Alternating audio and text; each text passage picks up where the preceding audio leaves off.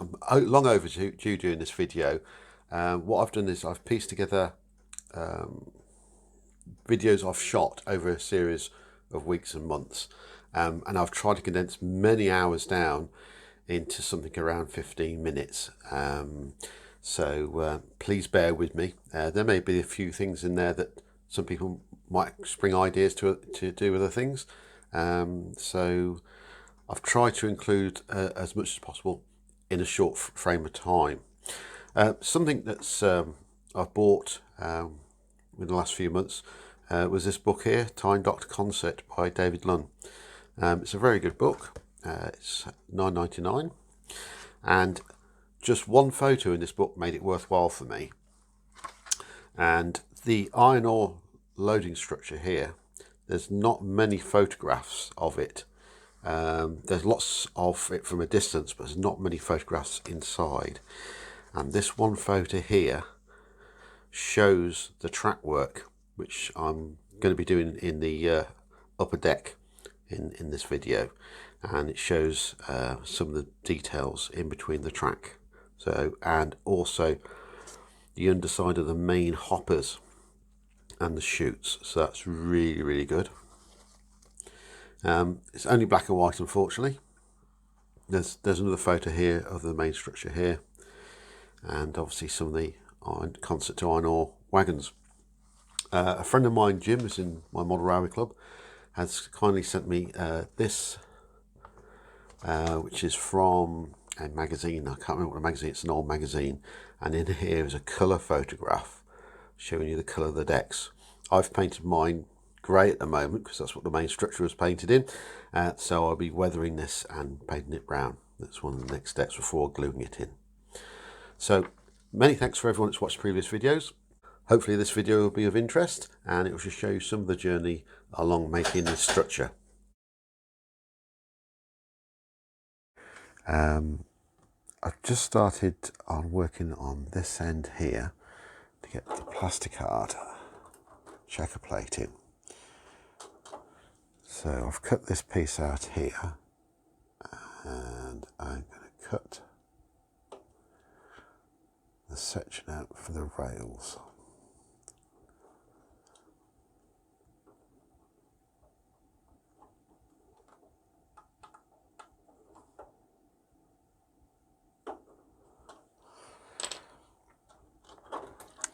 And because it's a bit difficult to get around all these fish plates I've soldered on, I'm going to remove this out and join me back on the workbench.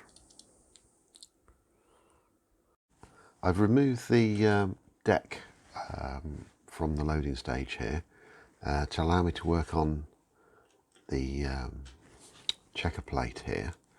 I've marked out where the rails are going to be, and I'm going to slice the checker plate to work around here. All this area here needs to be infilled with checker plate, and then I need to work my way down and do sections all the way along here.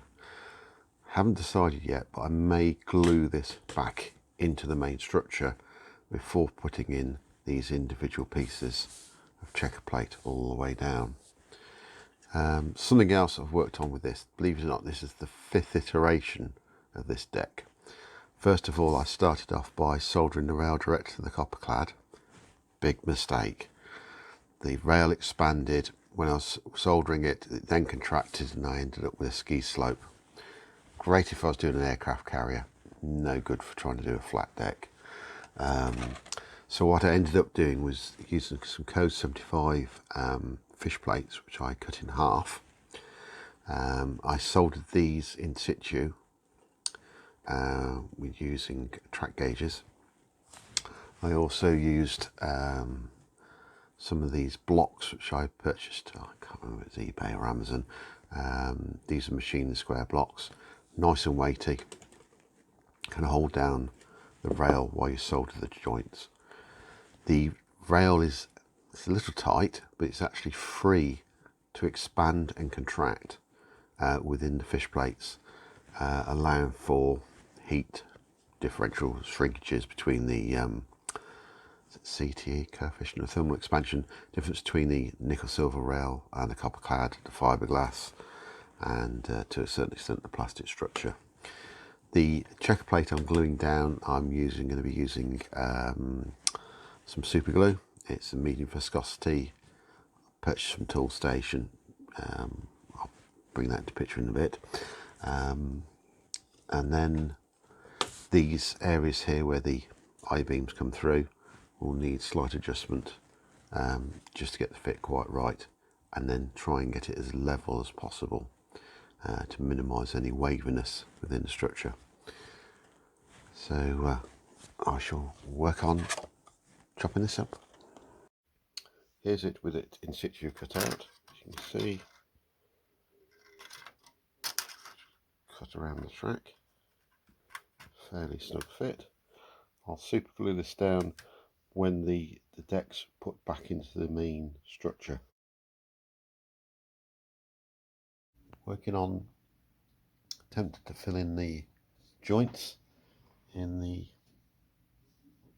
plastic Slaters checker plate. So I've just been wiping a small amount of filler in the joints, and then I've covered it in a little back primer to see how it would look. It still needs a little bit more filler in it. So what I'll be mixing is Tamiya Extra Thin with a little bit of Humbrol model filler. It's nice and soft at the back end, got hard at the front on this tube. I need to buy some more, but I've just been whipping the filler in to there. So here we are at the opposite end where the points are. So the two tracks will go down to one track where the way car would go into a service area, very small engine shed basically. The way car would then be maintained in that area. Here I'm just adding two bits of rail towards the end. I had thought about having these two bits on the mating part, but this would probably be a bit unwieldy and easily broken off, so I've decided to put two bits of small rail in here so it'll just abut the next part. I'll have to do some alignment somehow else. So that in hindsight I shouldn't have really put the Plastikard down first before soldering the rail in, but like I said, I had thought of a way of doing it. So I'm just cutting the Plastikard to allow the fish plates to be soldered. This is Pico flat bottom code 75 rail with Pico code 75 fish plates. The cutters I'm using are DCC Concepts. I bought those to cut their stainless steel track, which I've got some bullhead stainless steel, and they recommended to use those. They do leave a little bit of a burr occasionally, so I've just dressed the end of the rail there. Trying to get this square was quite difficult, basically because the point's a very short point. It starts virtually on a curve. So I just use a clip here to hold it in place while I solder it. Sorry, my hand's getting in the way there. It was quite fiddly to get a little bit of soldering in there without actually melting the plastic checker plate. Seem to have got away with it, so that's good news.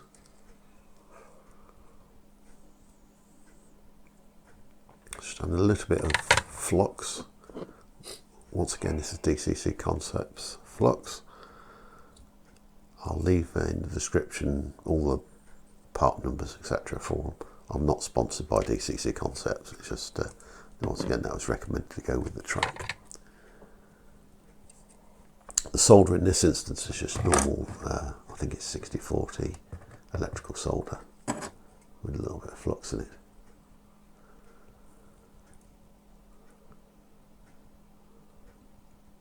Very gently, not trying to burn myself. Once again, my hand's in the way, so it doesn't make a very good video.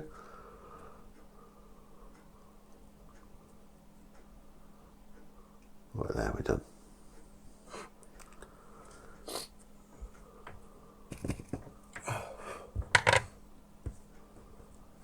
moving the clip to make sure it's flat and well secured. It doesn't seem to be moving. Here I'm using a track gauge to check the width to solder in the second piece of track. I then clipped it in place. The downward pressure of the clip keeps the rail flat. What you can do sometimes is when you're soldering is end up having solder flow underneath the fish plate and it raises up, and then you'll end up with a slight step in the track. So by using the clip, it stops it from moving. So once that rail's in position and it cooled a little bit, I then started refitting the checker plate. This checker plate is the same as the white checker plate I've used elsewhere. It's just a new sheet, slightly thicker than the old sheet, unfortunately, and obviously beige. I basically put that over the point, wipe my finger over to stress it slightly, and then cut around where the stress mark was. That gave me the rough outline of the point, and here I'm just cutting around the fish plates and other features of the point. This, believe it or not, was about 45 minutes doing this, so I've kind of shortened it quite a bit. Just gently going in, taking a little bit off each time, dressing the Plastikard, and then you work your way around.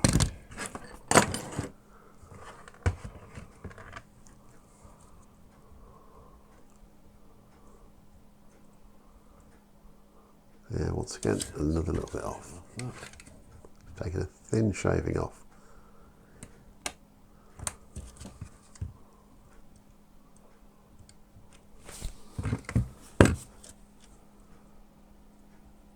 Ideally, the Plastikard would have gone underneath the rail, and I looked at several ways of fitting the rail to the copper clad, and the result is that I couldn't find a way of doing it without perhaps using brass etched copper clad, which would have been quite a few £100 worth, I would have thought, for over 2 meters of it.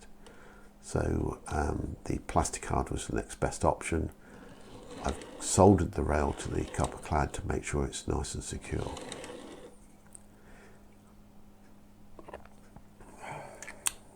The frog of the point here, I'm adding a small piece of Plastikard, and I just check the clearance with a wagon. Once again, this is the super glue that I mentioned earlier. High viscosity super glue. I think I got it wrong previously.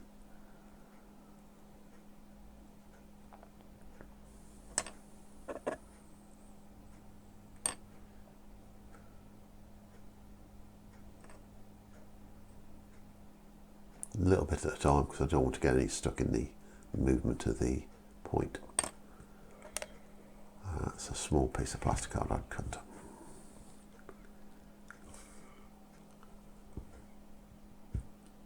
Little fiddly. Cocktail stick to the rescue again. Standing a bit proud compared to the rest of it because there's quite a bit of moulded plastic on the point there. I didn't want to cut that off and weaken the point to make it delicate. Here I'm just putting a little bit of packing underneath to make sure I keep it nice and level. Directly under there you'll see there's a little bit of copper clad that's been soldered to the back side of the PCB board to actually give some support to the points. The points are only held in by the fish plates at each end of the point, of the wire of the point, which is soldered for the copper clad. So it's almost suspended in that little aperture. So that's why I put the bit of copper clad underneath. It should all be hidden by the profile of the upper deck. So I think it's 6.3mm I-beams that I've got to work within.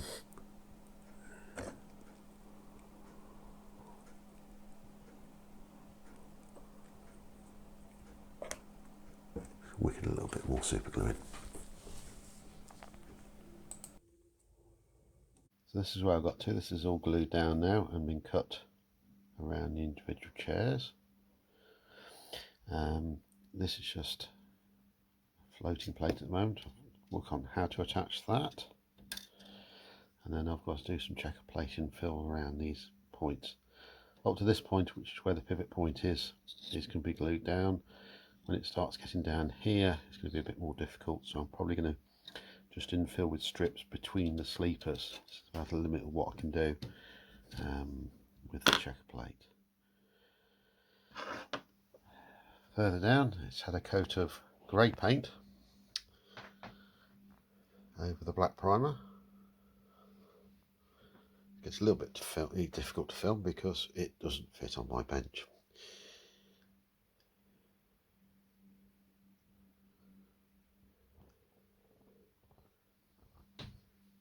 There we go. So I'm going to wrap it at that. Wrap it up at that, and hopefully show some more progress over the next week or so.